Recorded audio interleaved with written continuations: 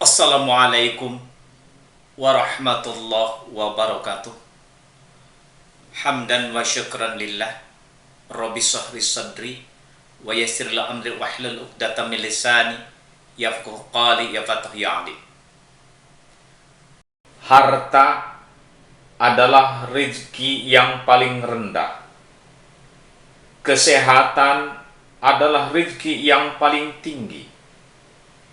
Anak yang soleh dan soleha adalah rezeki yang paling utama. Sedangkan mendapatkan ridho Allah adalah rezeki yang paling sempurna. Ada sebuah kisah di abad pertama Hijriah di zaman Tabi'in. Terdapat seorang suami istri yang mana istrinya merasa cantik tiada tara.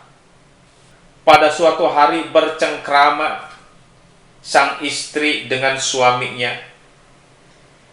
Istrinya menyampaikan ungkapan, "Wahai suamiku, apakah di Mekah ini ada laki-laki yang jika melihat wajah cantikku, ia tidak tergoda?" Tanya istri kepada suaminya.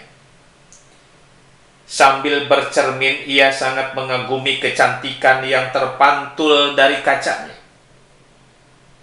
Kemudian suaminya menjawab, "Ada?"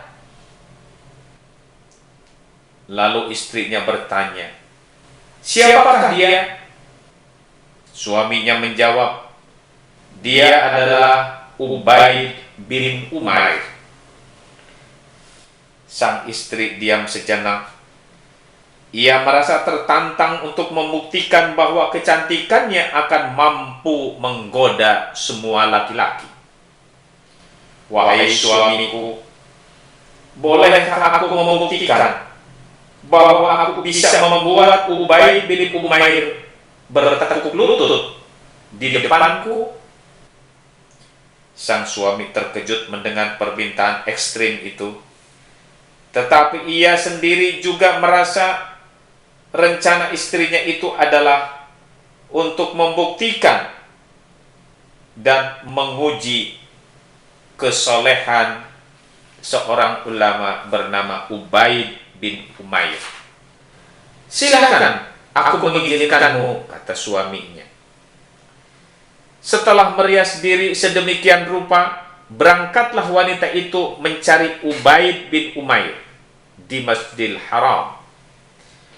Ubaid adalah seorang ulama yang lahir semasa Rasulullah SAW masih hidup.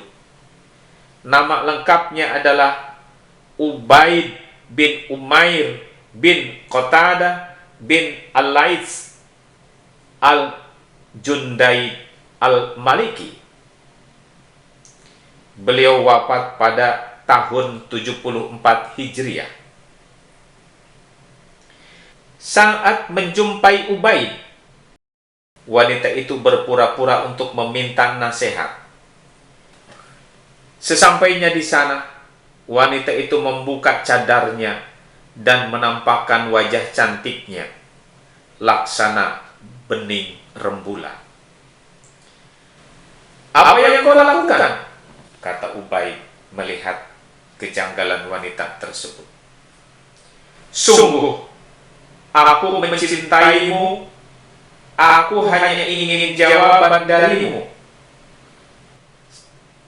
jawab wanita tersebut, dan terus berusaha untuk menggoda Ubaid. "Sebentar," kata Ubaid. Kini nadanya mulai naik. "Ada beberapa pertanyaan yang jika kau menjawabnya dengan jujur, maka aku akan menjawab pertanyaanmu tadi." "Baik, aku akan menjawabnya dengan jujur," kata wanita tersebut. "Pertama, seandainya malaikat maut datang menjemputmu saat ini, apakah engkau senang aku memenuhi ajakanmu?" Wanita itu tak menyangka akan mendapatkan pertanyaan yang langsung mengingatkannya dengan kematian. Kemudian dia menjawab, "Tidak." Kedua, seandainya saat ini engkau berada di alam kubur dan sedang didudukan oleh malaikat Munkar dan Nakir untuk ditanya, apakah engkau senang aku memenuhi ajakanmu? Tidak, jawabnya. Ketiga, seandainya saat ini semua manusia menerima catatan amalnya dan engkau tidak tahu apakah kau akan mengambilnya dengan tangan kanan atau tangan kiri, apakah kau senang jika aku memenuhi ajakanmu? Tidak. Keempat, seandainya saat ini seluruh manusia digilir ketimbangan amal dan kau tidak tahu apakah timbangan amal kebaikanmu lebih berat atau justru amal buruknya yang lebih berat, apakah kau senang jika aku memenuhi ajakanmu? Tidak. Kelima, seandainya saat ini engkau berada di hadapan Allah Subhanahu wa Ta'ala untuk dimintai pertanggungjawaban atas semua nikmat yang telah dianugerahkan kepadamu, masihkah tersisa rasa senang di hatimu jika aku memenuhi ajakanmu?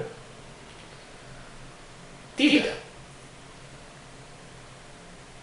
Kalau begitu, wahai wanita, takutlah kepada Allah, betapa Allah Subhanahu wa Ta'ala telah memberikan segalanya kepadamu.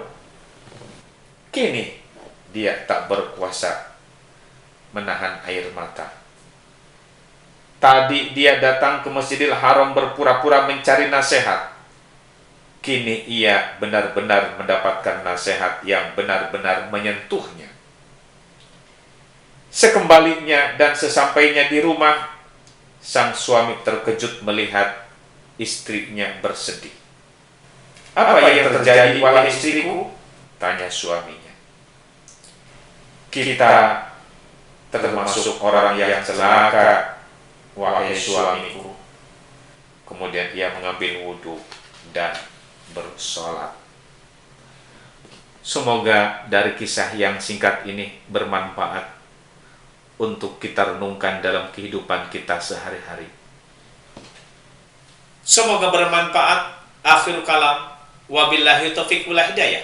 Wassalamualaikum warahmatullahi wabarakatuh.